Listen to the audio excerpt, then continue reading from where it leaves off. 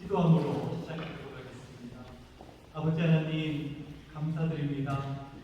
오늘도 이렇게 함께하여 주시고 은혜 부어주시니 감사드립니다. 하나님 아버지 한 주간 세상 가운데서 하나님 아버지 애무는 모든 것들을 벗겨지게 하여 주시고 하나님 우리에게 붙어있는 모든 어둠들 떠나가게 하여 주시고 오늘 이 예배를 통해서 주님께서 말씀하시는 그 말씀을 온전히 저희들이 들을 수 있도록 저희의 생각과 마음을 온전히 주장하여 주시옵소서. 이 모든 말씀 지금도 살아계신 예수 그리스도의 이름으로 기도드렸사옵니다. 아멘. 안녕하세요. 오늘 저희 예배 오신 여러분들 환영합니다. 네, 한번 좌우를 바라보시면서 오늘은 이렇게 인사했으면 좋겠습니다. 정말로 축복합니다.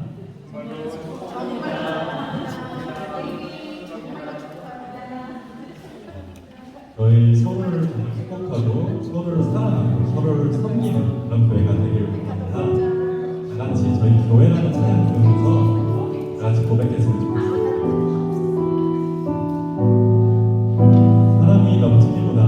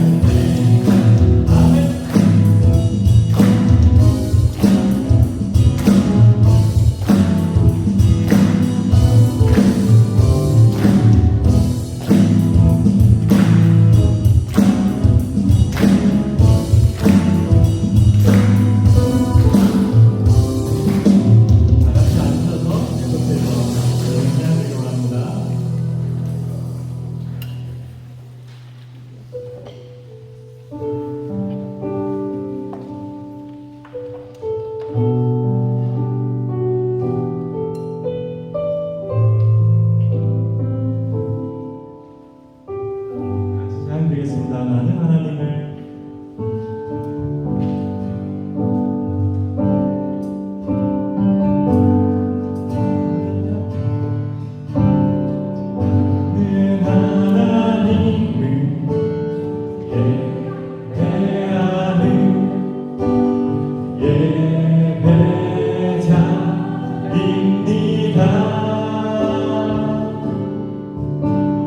내가 서 있는 곳 어디서나 하나님을 예배합니다.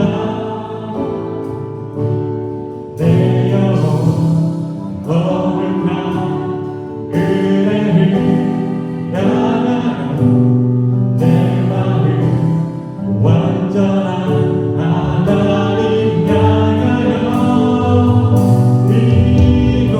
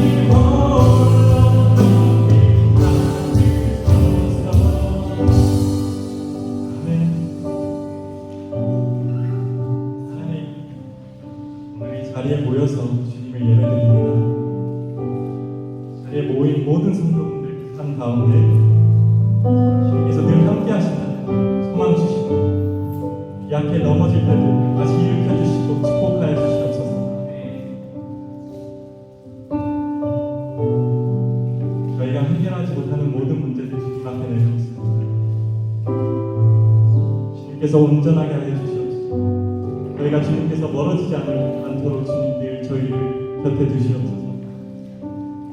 오늘 이 예배를 위해서 다 같이 기도하기 원합니다. 다 같이 기도하시겠습니다.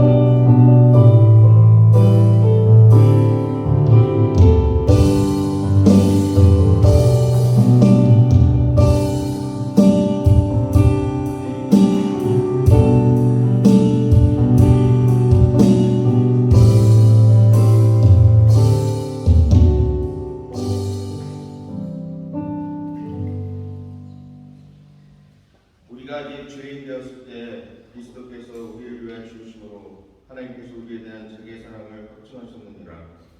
아버지 하나님, 그분 죄로 인해서 멸망할 수밖에 없는 저희들의 인생을 예수 그리스도의 십자가로 구원하여 주시옵시고 이제는 주님을 섬기며 만민에게 복음을 전하는 귀한 제사장의 삶을 살도록 인도해 주심을 감사드립니다. 아버지 하나님, 세계 선교를 위해서 기도드립니다. 특별히 동남아시아에서 수고하고 계시는 선교사님들 가운데 은혜를 베풀어 주시옵시고 아버지 하나님, 복음의 꽃들이 충만하게 필 수 있도록 그곳에서 수고하시는 모든 선교사님들 가운데 주님께서 은혜를 베풀어 주시옵시고 또 힘을 더해 주시기를 간절히 기도드립니다. 아버지 하나님, 계절이 바뀜에 따라서 정말 이 몸이 아프신 성도님들이 좀 있습니다. 주님께서 치유의 손길로 함께하여 주시옵시고 속히 나음을 받으실 수 있도록 주님께서 안수의 손길로 함께하여 주시기를 간절하게 기도드립니다. 주님께서 계속해서 저희들 교회 목장 사역을 도와주시옵시고 목장을 통해서 많은 영혼들이 초청되고 또 그 영혼들에게 복음이 알려지고 예수 그리스도의 사랑이 알려지고 그래서 풍성한 생명의 열매들이 맺혀질 수 있도록 인도해 주시기를 간절하게 기도드립니다. 아버지 하나님, 이 시간에 저희들 이제 유스 리트릿을 위해서 기도드립니다. 저희 교회에서 처음으로 준비하고 섬기고 있습니다.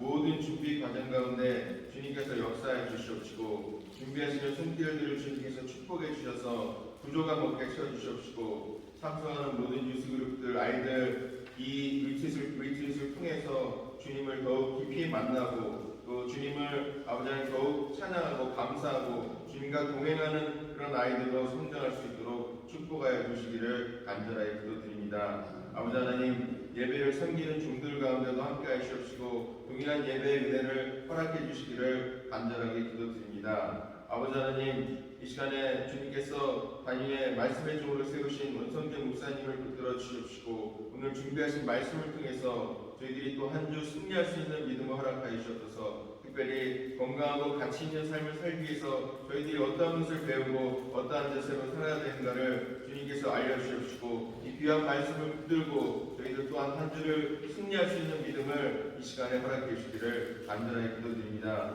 예배 첫 시간입니다. 주님께서 마치는 시간까지 함께 하시옵시고 모든 영광과 찬양을 주님께서 받아주시옵시고 저희들에게 풍성한 은혜를 베풀어 주셔서 저희들 한 주 또한 승리할 수 있는 은혜 베풀어 주시옵소서. 모든 것을 감사드리며 이 모든 말씀 우리를 위해서 십자가에서 모든 것을 내주신 예수님의 이름으로 기도드렸습니다.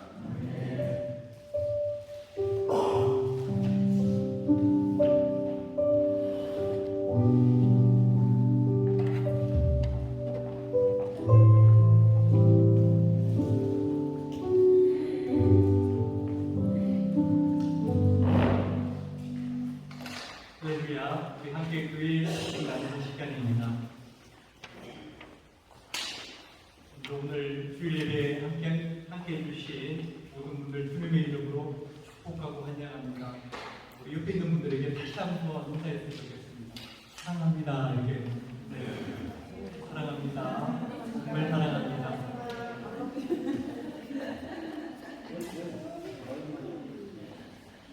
제가 늘 이 표현을 하고 싶은데 저도 훈련이 안 돼서 잘 못하겠거든요. 주일마다 한번 해봤으면 좋겠어요. 주일마다.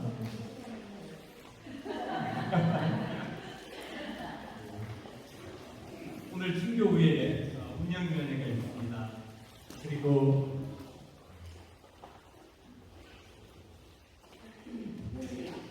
마이크가 잘 안 들린다고 구스데이 마이크로 바꿔보도록 하겠습니다. 우리 우리 여기 이제 경단에 청아 쓰는 게 아니기 때문에 진짜 잘 들리시나요? 네. 고맙습니다. 마이크하고 친한 사람이 아니라서. 네. 오늘 오후 5시 30분에는 4월 정기 목자 묵는 모임이 있습니다. 그리고 5월 첫 주일에는 성찬식이 있습니다. 그리고 무엇보다도 이제 저희가 우리 교회 첫 유스리트를 준비하고 있는데 날짜는 확정이 되었습니다. 5월 26일부터 28일 금요일부터 휴일까지입니다. 캠프 코파스라는 곳에서 열리는데요. 덴톤에 있는 캠프 코파스에서 열립니다. 우리 유스들 다 참석을 하고 또 우리 청년들도 전부 다 발런티어로 동참할 계획입니다.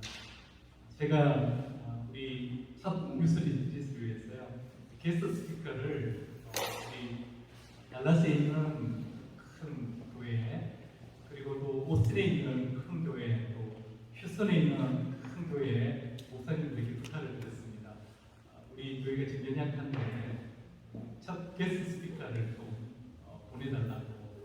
그런데 지금 휴스턴에 있는 서울교회에서 유스타역자를 지금 보내주시겠다고 말씀하셨습니다. 그리고 이제 유스타역자하고 지금 스케줄을 조정하고 있는데 마침 그 주에 또 스케줄이 있대요. 그런데 스케줄을 조정해서라도 휴스턴 서울교회 유스 담당 사역자를 우리 교회에 파송해 주시겠다고 며칠 기간이구나 그렇게 말씀하셨습니다. 우리 이것이 온전히 이루어질 수 있도록 함께 기도해 주시기 부탁드리겠습니다. 이번 주 성경 통독은 열왕기하 25장까지 역대상 10장까지 말씀입니다. 우리 다 함께 일어나셔서 찬양 올려드리고 우리 교회에 주신 말씀을 보도록 하겠습니다.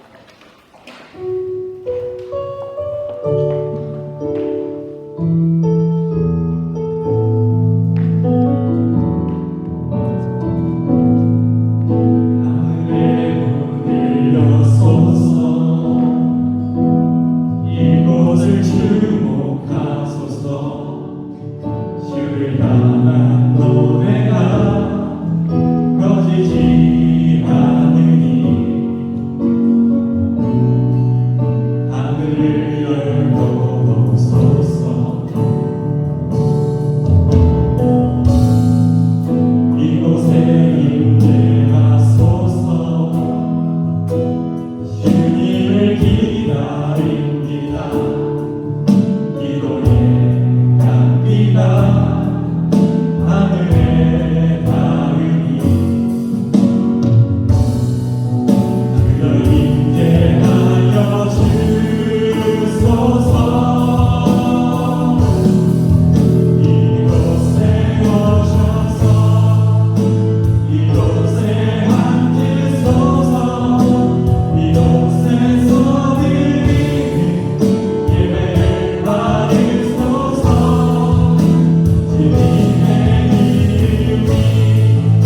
주님의 이름만이 오직 주의 이름만 이곳에 있습니다.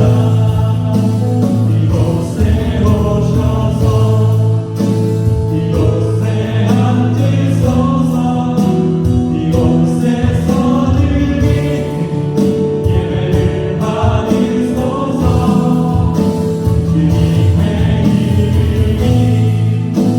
주님의 이름만이 오직 주의 이름만 이곳에 있습니다.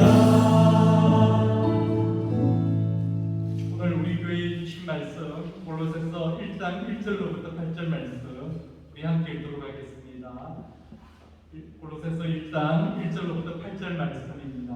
하나님의 뜻으로 말미암아 그리스도 예수의 사도된 바울과 형제 디모데는 골로새에 있는 성도들 곧 그리스도 안에서 신실한 형제들에게 편지하노니 우리 아버지 하나님으로부터 은혜와 평강이 너희에게 있을지어다.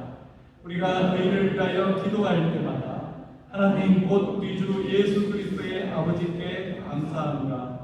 이는 그리스도 예수 안에 너희의 믿음과 모든 성도에 대한 사랑을 들었으니요 너희를 위하여 하늘에서 얻은 소망으로 말미암으니 곧 너희가 전에 복음 진리의 말씀을 들은 것이라.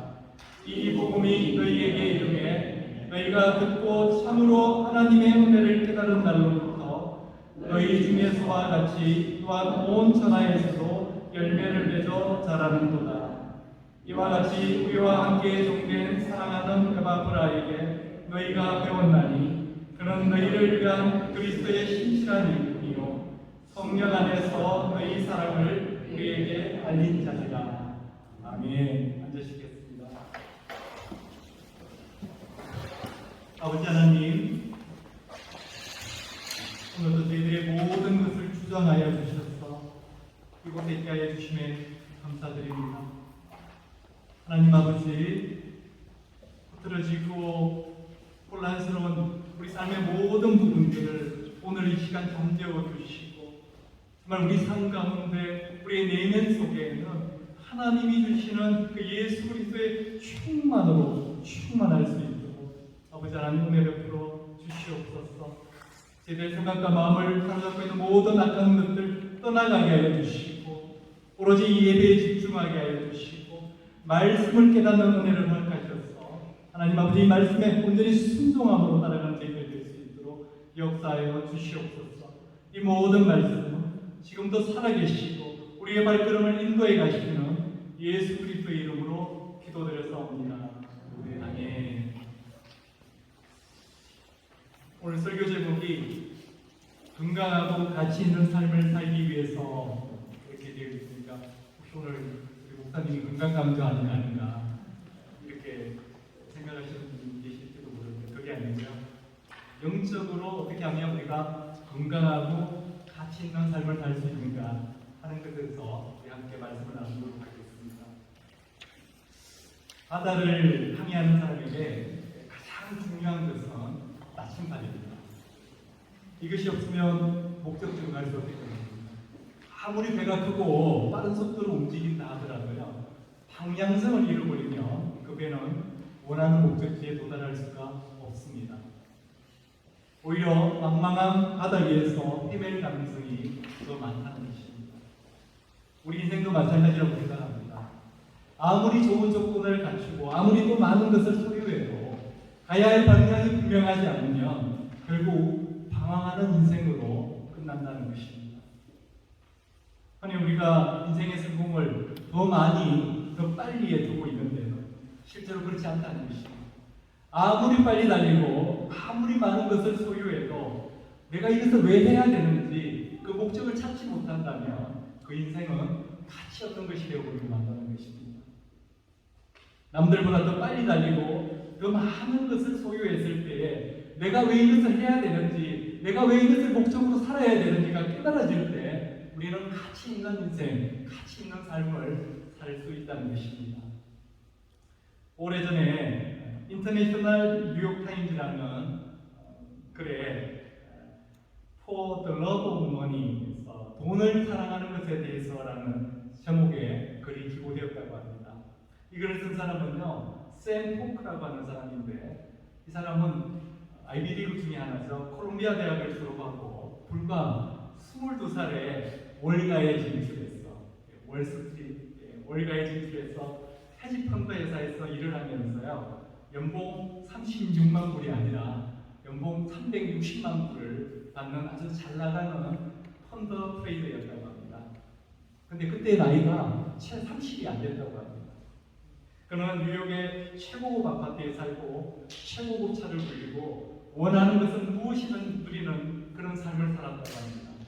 그랬던 샘 포크가 호련히 사표를 내고 월가를 떠났습니다. 회사에서는 그냥 머물러 주기만 해도 매년 800만 달러의 보너스를 주겠다고 제안했지만 그는 그것을 거절하고 월가를 떠났습니다. 누가 봐도 가장 빨리 성공한 사람이었고 또 많은 것을 소유한 사람이었는데 그는 왜 그곳을 떠났을까요?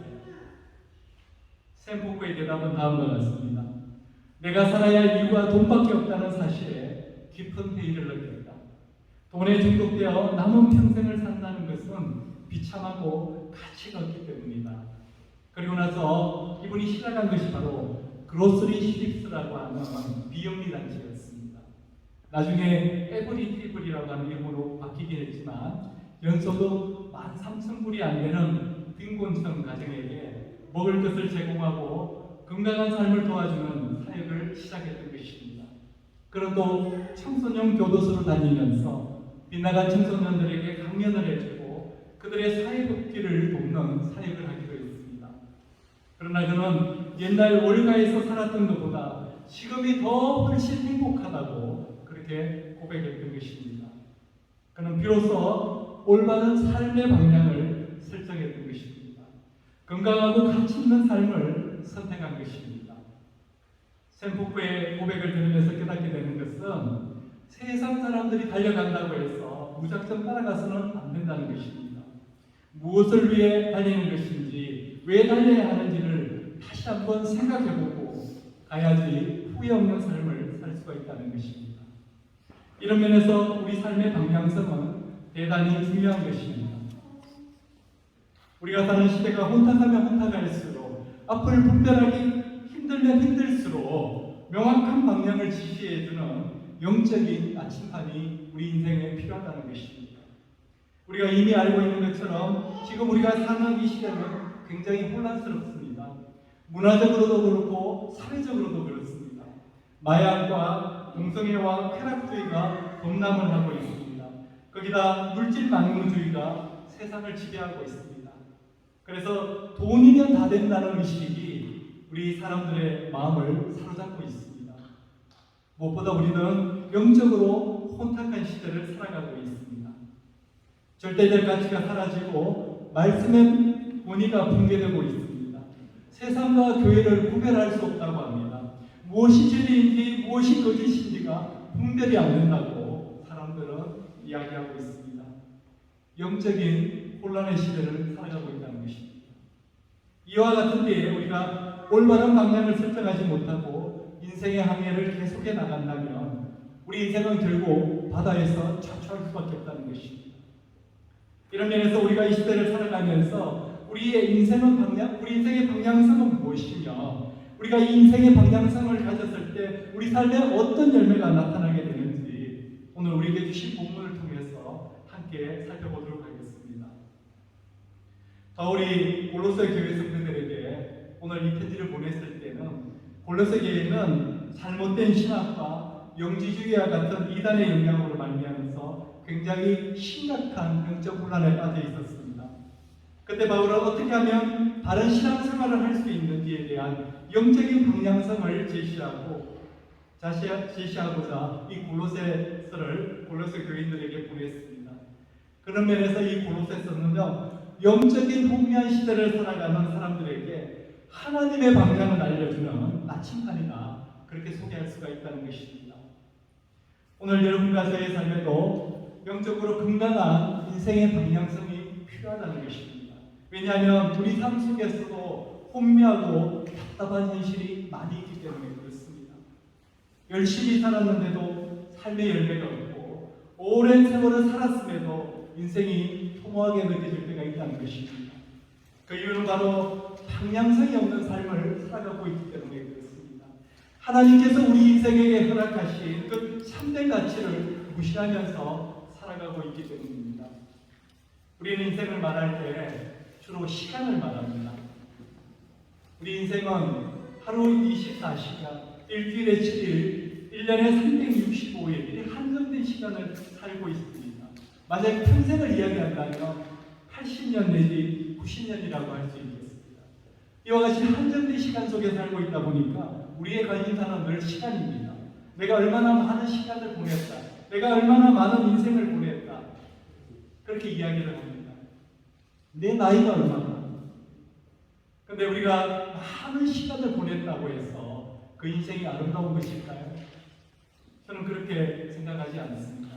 오히려 주어진 시간 속에 우리가 무엇을 했느냐가 중요하다고 생각을 합니다. 그러므로 시간의 양보다 시간의 방향이 더 중요하다는 것입니다.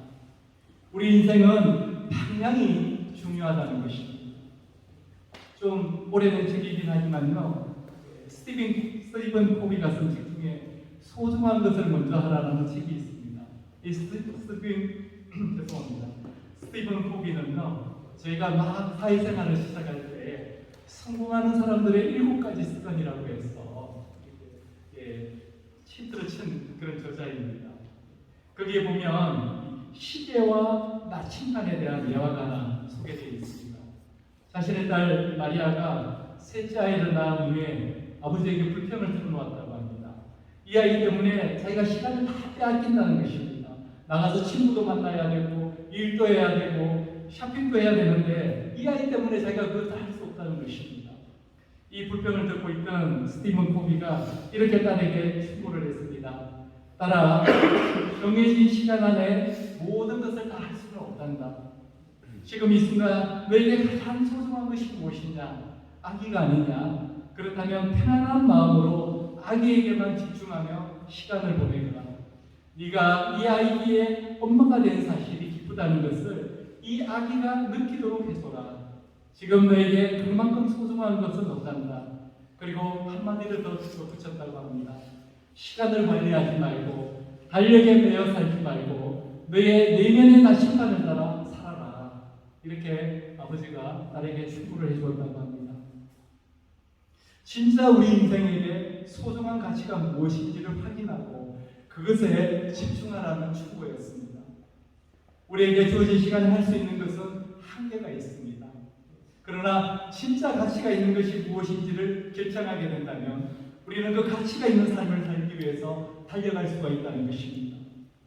이런 면에서 오늘 여러분과 저의 삶 가운데 있는 이 모든 어두움들, 영적인 혼란들을 잠재우기 위해서는, 방황을 잠재우기 위해서는 영적인 나침반이 필요하다는 것입니다. 무엇을 해야 될지, 어디로 가야 될지, 어떻게 살아야 될지를 가르쳐주는 영적인 나침반이 필요하다는 것입니다. 영적으로 혼미한 이 세대를 살아가는 우리에게 오늘 하나님은 우리에게 3가지 방향성을 제시하고 계십니다. 하나님이 말씀하시는 이 방향을 따라갈 때 우리 인생은 더 건강해지고 더 가치 있는 삶으로 바뀌게 될 것입니다. 혼란한 시대에 더 가치 있고 건강한 삶을 살아가기 위해서 필요한 첫 번째 방향성은 예수 그리스도를 바라봐야 합니다. 3절을 보시게 되면 바울이 그들을 위해 기도할 때마다 감사하다고 했는데요. 그 감사하는 첫 번째 내용이 4절 초반부에 나와 있습니다. 그리스도 예수 안에 있는 너희의 믿음 때문이라고 4절 말씀은 말하고 있습니다. 여기서 가장 중요한 단어가 바로 아내라는 단어입니다. 아내. In Christ. 예수 그리스도 안에, 이 아내라는 단어. 저와 여러분은 예수님을 영접하는 것과 동시에 예수 그리스도 안으로 들어오게 됩니다. 주님을 영접하는 순간에 우리는 We are in Christ, 주님 안에 거하게 된다는 것입니다. 이것을 우리는 구원 사건이라고 그렇게 부릅니다. 그리고 주님 안으로 들어온 우리 인생은요, 우리의 삶은 지속적으로 그리스도 안에 거하는 삶을 추구해야 된다는 것입니다. 그래서 우리의 크리스찬 라이프는요, in Christ입니다. 주님 안에서라는 것입니다. 포도나무 가지가 나무에 붙어 있을 때에만 생존할 수 있는 것처럼 in Christ, 그리스도 안에 거하는 삶이 되어야만 영적인 생명력을 가질 수가 있다는 것입니다. 우리 믿음의 뿌리가 그리스도 안에 내려질 때에, 우리가 지난주일 설교에서 말씀드렸지만 하나님께 심겨질 때에 우리 삶이 흔들리지 않고 바른 방향으로 나아갈 수가 있다는 것입니다. 고대 사람들은 길을 잃어버렸을 때 별자리를 보고 다시 그 길을 찾았다고 합니다. 혹시 그 별이 무엇인지 여러분 아십니까? 북극성입니다. 북극성. 그래서 항해하는 사람들은요, 배가 풍랑 가운데 길을 잃어버렸을 때 북극성을 보고 자신의 위치를 찾았다고 합니다. 그래서 예수님은 우리 인생길에 북극성과 같은 그런 존재임을 이야기할 수 있습니다. 그래서 우리가 길을 잃어버렸을 때는 예수 그리스도를 바라봐야 된다는 것입니다. 그리고 예수님 안으로 들어와서 예수님과 친밀한 가운데 거할 때 우리 인생은 다시 견고해지고 다시 한 그 목적지를 찾아갈 수가 있다는 것입니다. 주님과 관계가 깊어지면 깊어질수록 우리 영적 생활의 모든 것이 깊어진다는 것입니다. 여러분 혹시 예배가 더 깊어지길 원하십니까? 그렇다면 그리스도와의 관계가 더 깊어져야 된다는 것입니다. 우리 안에 그리스도의 관계가 깊어지게 되면요, 예배가 깊어지게 되어 있다는 것입니다. 혹시 기도가 더 깊어지기를 원하십니까? 그러면 예수 그리스도의 관계가 더 깊어져야 된다는 것입니다. 그리스도 안으로 깊이 들어가서 정말 심지어 고난을 당하고 어려움을 겪는다 할지라도 그리스도 안에 깊이 뿌리를 내린다면 우리 인생은 절대로 흔들리지 않게 된다는 것입니다. 그럴 때 우리의 기도도 더 깊어진다는 것입니다. 우리가 잘 아는 미국 목사님 중에 팀 켈러라는 분이 계십니다. 여러분 읽어보셨습니까? 내가 만든 시음, 일과 영성. 우리 젊은 분들은 결혼을 말하다 이런 베스트셀러의 작가이신데요. 이분이 2002년도에 갑상선암에 걸리셨다고 합니다. 잘 치료받으시는가 했는데요. 그리고 회복되셨는 줄 알았습니다. 근데 20년이 지난 2021년에 다시 암에 걸리셨습니다. 이번에는 췌장암이었습니다. 훨씬 더 힘들고 절망적인 암에 걸리신 것입니다. 웬만한 사람 같았으면 또 암이냐고 원망할 수도 있고 이제 끝났다고 그렇게 절망할 수도 있었을 텐데 이분은 그렇게 하지 않았습니다. 오히려 투병 중에 부활에 대한 책을 한번 쓰게 됩니다. 그것이 바로 부활을 읽다라는 책입니다. 근데 이 책의 영어 제목이 너무나 은혜스러워서 우리 함께 소개를 해드리려고 합니다. Hope in times of fear. Hope in times of fear. 여기서 이 hope은 누구를 가리키는 것입니까? 바로 예수 그리스도이십니다. 이 두려움의 때에 앞이 안 보이는 이 혼란할 때에 우리가 가질 소망은 예수 그리스도밖에 없다는 것입니다. 20년의 시간이 흐른 뒤에 그전보다 더 무서운 암이 다시 이 팀켈러 목사님을 찾아왔지만 이 목사님은 흔들리지 않았습니다. 왜 그랬을까요? 내 인생의 뿌리를 예수 그리스도 안에 깊게 내렸기 때문입니다. 이것이 우리가 무슨 문제를 당하든지 어떤 풍랑에 처하든지 흔들리지 않을 수 있는 인생의 비결이라는 것입니다. 앞으로도 우리 인생 가운데 삶을 흔드는 수많은 사건이 일어날 수가 있다는 것입니다. 앞이 막히고 혼란스럽고 어디로 가야 될지를 모르는 이 혼란과 어둠이 찾아올 수도 있다는 것입니다. 그때 필요한 것이 바로 예수 그리스도시라는 것입니다. 그때 필요한 것이 바로 우리가 예수 그리스도께 집중하는 것이라는 것입니다. 베드로가 예수님을 바라봤을 때는 무리를 걸을 수 있었지만 풍랑이는 그 바다를 바라봤을 때 그는 물속에 빠지고 말았습니다. 문제를 바라보지 말고 문제보다 크신 예수 그리스도를 바라봐야 된다는 것입니다. 우리가 문제보다 크신 예수 그리스도를 바라볼 때 우리 안에 있는 모든 두려움은 떠나가게 되고 하나님께서 우리에게 주신 그 목적지를 향해 우리 다시 항해를 시작할 수 있다는 것입니다. 그러므로 여러분 가운데 아직도 그리스도 안으로 들어오지 않은 분이 계시다면 꼭 예수 그리스도를 만나시기를 바랍니다. 제가 경험해 보건대 인생에 이것보다 더 시급하고 중요한 것은 없다는 것입니다. 또 이미 예수 그리스도 안으로 들어오신 분들은 그리스도 안에서 포도나무 가지가 많은 열매를 맺는 것처럼 풍성한 삶을 맺으며 살게 되시기를 주님의 이름으로 축원합니다. 혼란한 시대에 더 가치 있고 건강한 삶을 살아가기 위해서 필요한 두 번째 방향성은 이웃을 향한 사랑입니다. 우리 4절을 다시 한번 보도록 하겠습니다. 이런 그리스도 예수 안에 너희의 믿음과 모든 성도에 대한 사랑을 들었으며, 사도 바울이 칭찬한 두 번째 삶의 내용은 바로 모든 성도에 대한 사랑이라는 것입니다.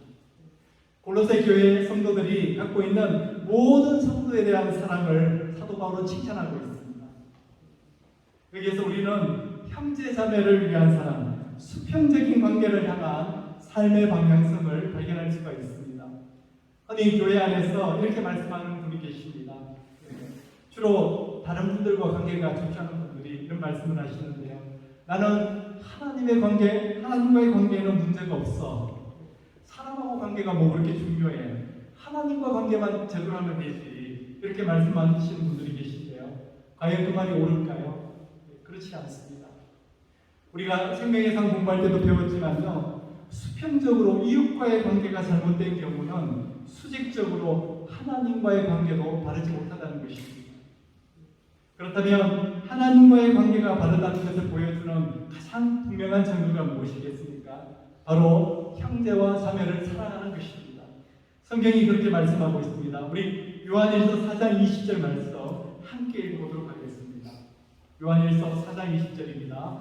누구든지 하나님을 사랑하노라 하고 그 형제를 미워하면 이는 거짓말하는 자니 보는 바 그 형제를 사랑하지 아니하는 자는 보지 못하는 바 하나님을 사랑할 수 없느니라.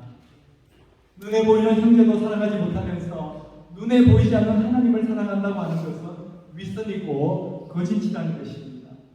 우리가 정말 예수님을 따르는 제자가 되었다는 증거가 뭐냐면요, 이웃을 사랑하고 이웃과 바른 관계를 맺으면서 살아가고 있다는 것입니다. 그래서 예수님께서도 요한복음 13장 34절 35절에서 이렇게 말씀하셨습니다. 새 계명을 너희에게 주노니 서로 사랑하라. 내가 너희를 사랑한 것 같이 너희도 서로 사랑하라. 너희가 서로 사랑하면 비로소 모든 사람이 너희가 내 제자인 줄을 알리라. 여기서 새 계명이라는 말의 뜻은요, 없는 계명을 준다 그런 뜻이 아니라는 것입니다. 이미 주어진 계명의 의미를 새롭게 해주시는 것입니다. 서로 사랑하여라. 내가 너희를 사랑한 것 같이 너희도 서로 사랑하여라. 너희가 서로 사랑하면 비로소 모든 사람이 너희가 내 제자인 줄을 알 것이다. 여기서 주님이 말씀하시는 사랑의 기준이 우리가 생각하는 그 기준보다 훨씬 높다는 것을 알 수 있습니다. 그 기준이 무엇입니까? 내가 너희를 사랑한 것 같이. 주님의 사랑이 우리 사랑의 기준이 된다는 것입니다. 에베소서 5장 25절에 보면요, 아내 사랑의 기준도 동일합니다. 남편들아, 아내 사랑하기를 그리스도께서 교회를 사랑하시고 교회를 위하여 자신을 주신 같이 하라. 어떻게 사랑하라고 하십니까?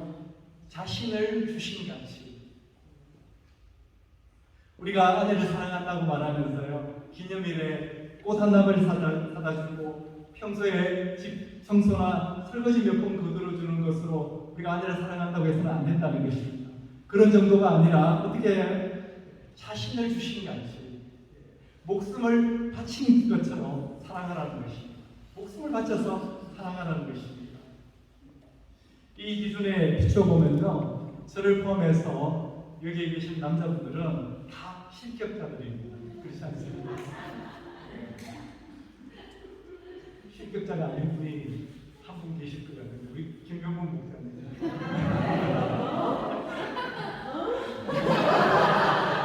아니에요?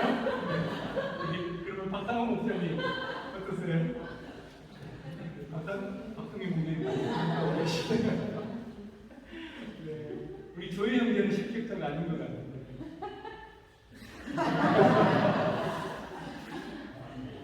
우리 루이스 형제는 실격자 아니죠? 잘해주시죠. 본인이 잊어버리니까.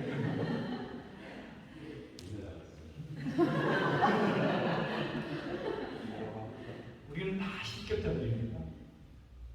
우리는 다 하나님의 예수님의 기준에 못 미치는 실격자들인데요, 주님은 다 실격자인 우리를 사랑하셨다는 것입니다.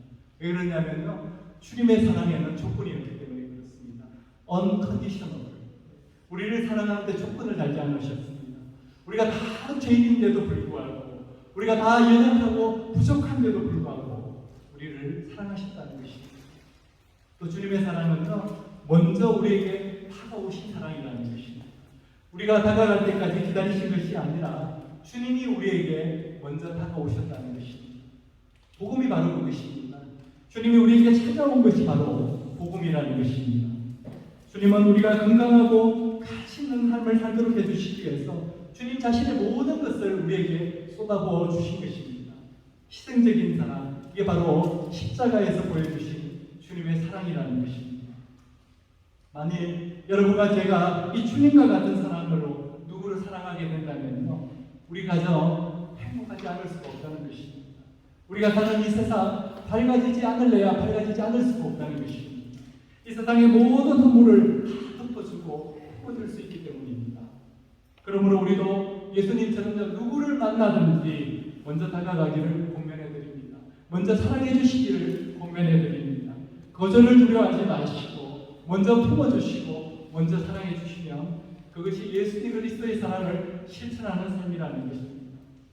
내가 먼저 다가설 때, 내가 먼저 사랑을 시작하면 내가 속한 공동체도 밝아지고 내 삶에도 아름다운 열매가 맺혀질 수 있다는 것입니다. 그러므로 이 혼미한 시대에 필요한 두 번째 방향성은 이웃을 사랑하는 것이라는 것입니다.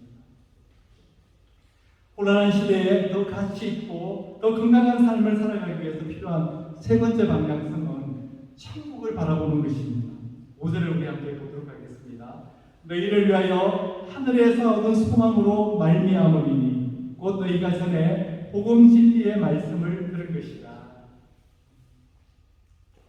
이 믿음과 우리 세 번역으로 한번 읽도록 하겠습니다. 세 번역이 있나요? 없습니까? 네. 세 번역을 읽어드리도록 하겠습니다. 이 믿음과 사랑은 여러분을 위하여 하늘에 쌓아두신 소망에 근거합니다. 이 소망은 여러분이 진리의 말씀, 곧 복음을 받아들일 때에 이미 들은 것입니다. 여기에 하늘에서 얻은 소망이라는 표현이 나옵니다.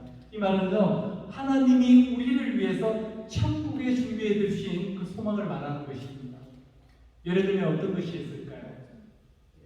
우리 찬송가 528장, 갑자기 제목이 생각이 안 나는데 그 4절에 보면요, 이런 가사가 있습니다. 우리를 위하여 예비해 두신 영원한 집이 있어 죄 많은 세상을 떠나게 될 때 영접해 주시겠네. 뒤에는 어떻게 나오는지 아십니까? 오라 오라 당황치 말고 오라.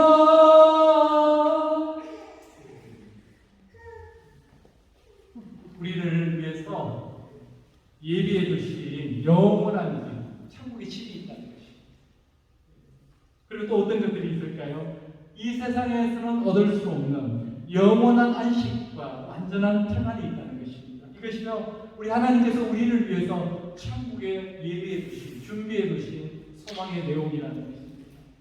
또 주님 다시 오실 그날에 우리가 있게 될 부활의 영광도 그 소망 가운데 있습니다. 우리가 함께 그 주님께서 다시 오실 때 이 부활의 몸을 입고요, 성도들과 함께 찬양하면서 우리 하나님 보좌 앞에서 찬양하면서 예배하게 될 것이라는 것입니다. 이 모든 것들이 우리 하나님께서 천국에서 우리를 위해 준비해 주신 것들이라는 것입니다. 우리의 모든 관심사가, 나의 시선이 이 천국의 소망을 향하게 될 때 우리가 이 땅에 누리는 삶도요 풍성하게 열매 맺을 수 있다는 것입니다. 그래서 천국의 소망을 둔 사람은요 이 땅에 연연하지 않는다는 것입니다. 예수님께서도 너희는 먼저 그의 나라와 그의 의를 구하여라, 그리하면 이 모든 것을 너희에게 더하여 주시리라고 그렇게 말씀하셨습니다. 우리의 시선이 천국을 향할 때 이 땅의 삶도 우리 하나님께서는 풍성하게 해주신다는 것입니다. 하나님께서 다 채워주신다는 것입니다. 우리가 어머니 뱃속에 있을 때는요 세상에 이르리라고는 누구도 상상하지 못했을 것입니다. 세상에 태어나 보니까 물론 시간이 좀 필요합니다만은 하늘에는 비행기가 날아다니고 땅에는 수많은 차들이 다니고 100층, 200층 하는 고층 빌딩들이 절비하게 늘어서 있고요. 인간이 하려면 평생을 해도 풀지 못하는 그런 문제를 슈퍼컴퓨터가 해결해주는 그런 세상에 우리가 살고 있다는 것입니다. 마찬가지로 어머니의 태 같은 이 땅의 삶이 끝나면 주님 다시 오시는 그날에 우리에게는 천국이 펼쳐질 것입니다. 그러면 지금 우리가 상상하지도 못했던, 상상할 수도 없었던 그런 삶을 살게 된다는 것입니다. 그것도 영원한 삶을 살게 된다는 것입니다. 사실 이 땅에 있는 모든 것들은 다 일시적인 것입니다. 리고리안 목사님의 용어를 빌리자면요, temporary assignment, 일시적으로 우리에게 주어진 것들이라는 것입니다. 우리가 가진 소유 절대로 영원하지 않습니다. 우리의 젊음, 우리의 건강 결코 영원하지 않습니다. 이 이 땅에서 났던 영광, 우리가 이 땅에서 받았던 박수 결코 영원하지 않다는 것입니다. 다 지나가는 것이라는 것입니다. 요즘 90세를 산다 혹은 100세를 산다고 하니까 굉장히 오래 산다고 할 수 있잖아요. 그런데 100세 이상을 산다고 할지라도 우리 하나님께서 우리를 위해서 준비하신 그 영원이라는 것과 비교해 보면요, 그것은 it's nothing, 아무것도 아니라는 것입니다. 찰나보다도 더 작은 것이라는 것입니다. 그래서 시편 39편 5절에 보시면 다윗이 고백했던 유명한 고백이 있습니다. 주께서 나의 날을 한 뼘 길이만큼 되게 하시네. 나의 인생이 주 앞에는 없는 것 같사오니 사람은 그가 든든히 서 있는 때에도 진실로 모두가 허사뿐이니이다. 우리 인생이 긴 것 같지만 우리 하나님 어떻게 말씀하십니까? 한 뼘 길이밖에 안 된다고 말씀하십니다. 나의 인생이 주님 앞에서는 없는 것과 같다는 것입니다.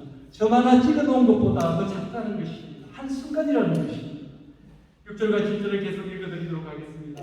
진실로 각 사람은 그림자같이 다니고 헛된 일로 소란하며 재물을 쌓았나 누가 거둘런지 알지 못하나이다. 주여 이제 내가 무엇을 바라리요? 나의 소망은 주께 있나이다. 인간은 연약하기 때문에 그림자 같다는 것입니다. 그림자에 불과하다는 것입니다. 또 인간이 재물을 쌓지만요, 내가 죽으면 그것을 누가 취하는지 아무도 모른다는 것입니다. 다윗은 그것을요, 소란스럽게 헛된 일을 한다고 그렇게 표현하고 있습니다. 그래서 다윗이 내린 결론이 뭡니까? 주여 이제 내게 무엇을 바라겠습니까? 나의 소망은 주께 있습니다. 주여 이제 내가 무엇을 바라겠습니까? 나의 소망은 주님밖에 없습니다. 그렇게 고백을 한다는 것입니다. 나의 소망은 오직 한 분 예수 그리스도밖에 없습니다. 이게 우리의 고백이 될 때 우리의 삶은 건강하게 되고 가치 있는 삶을 살아가게 된다는 것입니다. 하나님께서 우리에게 주신 그 목적지를 향해서 나아갈 수 있게 된다는 것입니다. 그러나 만약 지금도 열심히 이 땅에만 소망을 두고 살아간다면, 이 땅의 영광만을 위해서 우리가 살아가게 된다면 우리는 곧 후회하게 된다는 것입니다. 왜냐하면 이 땅에 있는 모든 것들은 영원한 것이 없기 때문에 그렇습니다. 마태복음 6장 19절 20절 말씀은 이렇게 말씀하고 있습니다. 너희를 위하여 보물을 땅에 쌓아두지 말라. 그이는 종과 동독이 하며 도둑이 구멍을 뚫고 도둑질하느니라. 오직 너희를 위하여 보물을 하늘에 쌓아두라. 거기는 좀이나 동독이 해하지 못하며 도둑이 구멍을 뚫지도 못하고 도둑질도 못하느니라. 저는 보물이 없습니다만 만약 여러분에게 보물이 있다면 어디다 쌓아두시겠습니까? 어디다 쌓아두시겠습니까? 정말 지혜로운 자는 이 땅에 보물을 쌓아두는 것이 아니라 천국에 그 보물을 쌓아둔다는 것입니다. 우리가 무엇을 하든지 상관이 없습니다. 사업을 하든지 직장을 다니든지 학교에서 공부를 하든지 집에서 가족을 돌보든지 상관이 없습니다. 그러나 우리가 늘 천국을 바라보는 삶을 살게 된다면 우리 인생은 천국의 보화를 쌓는 삶을 살아가고 있다는 것입니다. 가치 있는 인생을 살아가고 있다는 것입니다. 이제 말씀을 맺도록 하겠습니다. 이 영적으로 혼미한 세상에서 건강하고 가치 있는 삶을 살아가기 위해서는 세 가지 방향성이 필요하다고 합니다. 첫 번째 방향성은 우리는 먼저 예수 그리스도를 바라봐야 된다는 것입니다. 그분 안에 있을 때만 마치 포도나무 가지가 나무에 붙어 있을 때에 많은 열매를 맺듯이 우리 인생은 건강하고 가치 있는 삶을 살게 된다는 것입니다. 두 번째 방향성은 이웃을 향한 사랑입니다. 예수님이 우리를 사랑한 것 같이 우리가 이웃을 사랑할 때에 우리의 가정, 우리가 속한 공동체는 행복해지고 밝아진다는 것입니다. 그럴 때 우리의 인생 또한 열매를 많이 맺게 된다는 것입니다. 세 번째 방향성은 천국을 바라보는 것입니다. 이 땅에서 우리에게 주어진 것들은 다 일시적인 것이라는 것입니다. 100세 인생을 산다고 해도 하나님께서 우리를 위해서 예비해 두신 그 영혼에 비하면 아무것도 아니라는 것입니다. 우리가 열심히 돈을 벌어 이 땅에 샀지만 우리가 죽은 뒤에 그것을 누가 취하는지 모른다는 것입니다. 결국 우리에게 소망은요, 예수 그리스도 한 분밖에 없다는 것입니다. 우리가 이 하나님 삶을 살아갈 때 우리 주님은 우리 인생 가운데 두 가지 복을 주신다고 말씀하고 있습니다. 6절 말씀입니다. 이 복음이 이미 너희에게 이르매 너희가 듣고 참으로 하나님의 말씀, 하나님의 은혜를 깨달은 날로부터 너희 중에서와 같이 또한 온 천하에서도 열매를 맺어 자라는구나. 우리가 영적으로 혼탁한 이 세상을 살아가면서 예수님을 바라보고 이웃을 사랑하고 천국에 대한 소망을 가지고 살아갈 때 이 땅에서도 복을 주시는데요. 어떤 복을 주시느냐면 첫 번째, 하나님의 은혜를 깨닫는 복을 주신다고 말씀하십니다. 우리가 하나님의 은혜를 깨닫는 복을 주신다는 것은요, 하나님의 은혜 가운데 살아가고 있다는 것입니다. 하나님이 우리 인생을 다시 듣고 계신다는 것입니다. 이보다 더 큰 복이 어디 있겠습니까? 두 번째 복은 우리로 하여금 온 천하에서 열매를 맺어 살아가게 하신다는 복을 주신다는 것입니다. 이 복이 무슨 복일까요? 바로 복음의 열매입니다. 전도의 열매입니다. 우리가 주님이 기뻐하시는 방향성을 갖고 살아갈 때 우리 삶의 모습을 통해서 하나님은 구원받는 자를 더하여 주신다는 것입니다. 복음의 열매를 맺는 것은 우리 주님이 가장 기뻐하시는 일입니다. 이보다 더 큰 복이 어디 있겠습니까? 여러분과 제가 구원받았는데 내가 구원받은 것으로 끝난다는 것은 하나님을 기쁘게 해드릴 수가 없다는 것입니다. 우리끼리만 사랑하고 우리끼리만 그 주님의 소망 속에 살아가서는 하나님의 기쁨이 되지 못한다는 것입니다. 우리 인생 여정이라고 하는 것이 항상 순탄하지는 않습니다. 때로 그친 파도를 만나기도 하고 시력 같은 어둠 가운데 처할 때도 있다는 것입니다. 또는 혼돈의 바다 한가운데서 어디로 가야 될지를 몰라 방황하기도 한다는 것입니다. 이와 같은 때 필요한 것이 무엇입니까? 예수 그리스도라시는 예수 그리스도. 예수 그리스도가 내 삶에 임재하셔서 내 삶을 도와주시고 앞길을 열어주시고 내게 힘을 주실 때 우리는 어떤 풍랑이라도 어떤 어려움이라도 헤치고 나아갈 수가 있다는 것입니다. 정말 바다 한가운데 망망대해 한가운데 어디로 가야 될지 무엇을 해야 될지 몰라서 힘들어한다면 우리는 지금 이 시간 예수 그리스도를 붙잡아야 한다는 것입니다.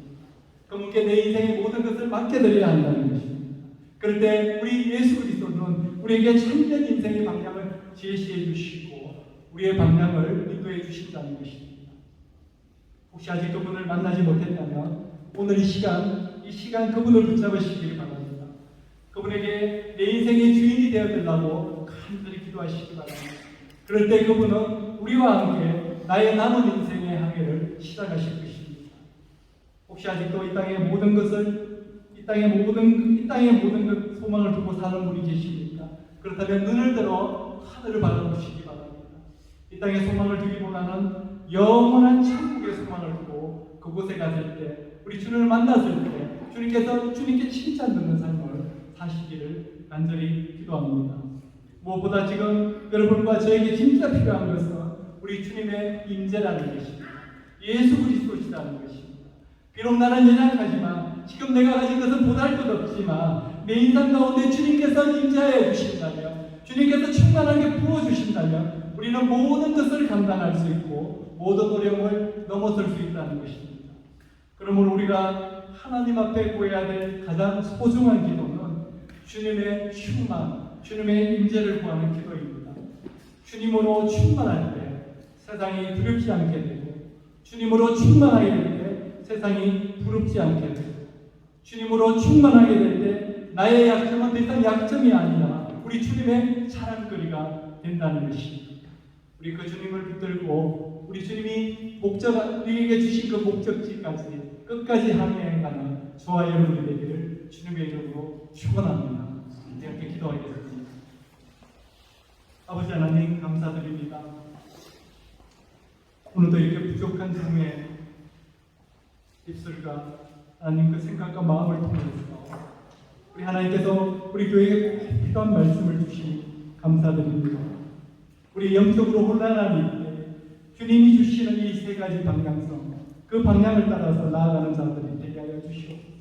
그럴 때 우리 안에는 모든 혼란이 잠재워지고 하나님 아버지 어디로 가야 될지 무엇을 해야 될지 방황하는 저희의 삶이 방향성을 찾아 우리 주님이 가르치시는 그 방향으로 나아갈 수 있도록 다시 한번 주님과 함께 그 항해를 시작할 수 있도록 주님 도와주시고 역사하여 주시옵소서. 하나님 아버지 이 자리에 아직도 주님을 만나지 못한 자가 있다면 하나님 만나주시고 그 인생 하나님의 주님이 주인 되어주시고 구원자가 되어주시옵소서. 정말 가치 있는 삶 건강한 삶을 살아갈 수 있도록 인도하여 주시옵소서. 이 모든 말씀 지금도 살아계신 예수 그리스도의 이름으로 기도드렸사옵나이다. 아멘. 오늘 우리 함께 주신 말씀 생각하면서 이 찬양 올려드리기를 원합니다. 찬양의 가사가 정말 오늘 말씀과 너무나 맞습니다. 이 찬양을 부를 때 정말 주님의 임재가 오늘 이 시간 이곳에 충만하기를 바랍니다.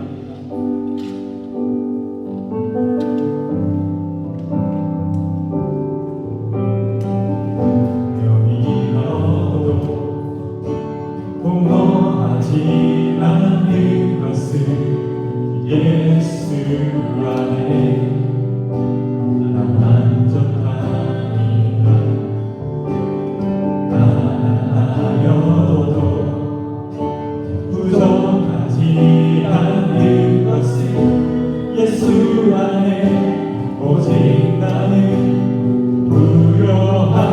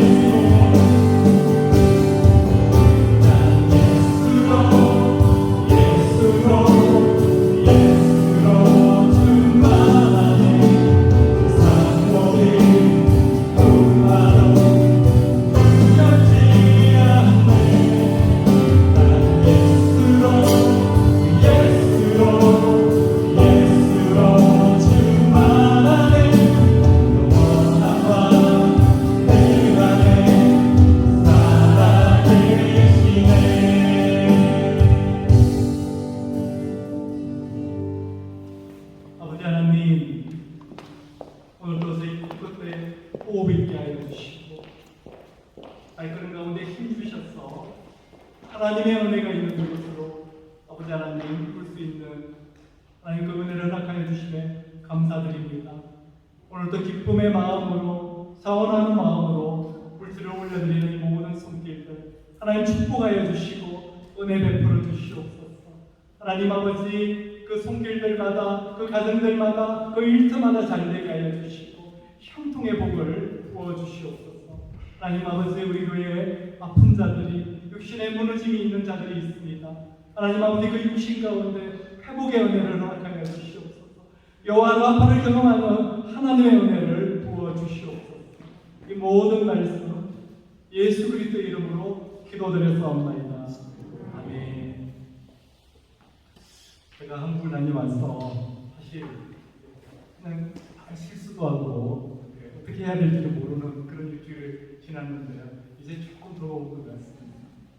우리 혹시 저와 같이 혼미한 가운데 있다면, 영적인 혼미한 가운데 있다면 우리 예수 그리스도를 붙잡으시길 바랍니다. 우리가 주님 안에 갈 때만 우리의 모든 이 영적인 혼미함들이 떠나가게 돼요. 어둠들도 떠나가게 되고 우리의 두려움 안에 있는 우리의 걱정되신 염려도 떠나가게 된다는 것입니다. 우리 함께 다 일어나셔서 우리 공명문 낭독해 드리고 우리 배송 부르고 축도를 읽어마치도록 하겠습니다. 우리 함께 사랑하는 마음으로 이 공명문 낭독하도록 하겠습니다. 사랑하는 새생명 기존교회 가족 여러분, 이제 평안한 마음으로 세상에 돌아가십시오.